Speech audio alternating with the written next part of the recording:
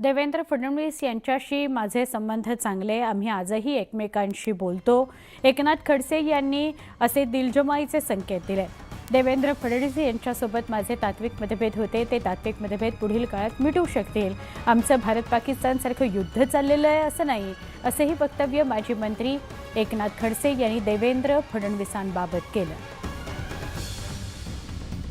देवेंद्र फडणवीसांशी तात्विक मतभेद माझे होते, आजही आहेत.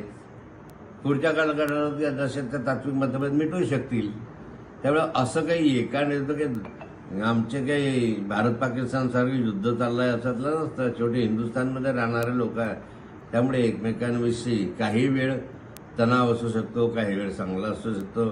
आजही देवेंद्र फडणवीसांचे माझे संबंध व्यक्तिगत चांगले आहे. व्यक्तिगत माझं बोलणं चाललंही चांगलं आहे, त्यांच्याशी मी बोलतो. पण विषय जर एखादा सरकारचा आला किंवा असा एखादा विषय असला तर ते भूमिका विरोधी पक्ष म्हणून मी घेतोही आहे. एक महत्त्वाची बातमी आहे. विधानसभा अध्यक्षपदाकरता राहुल नार्वेकरांची बिनविरोध निवड झालेली आहे. उद्या या संदर्भातली घोषणा होऊ शकते.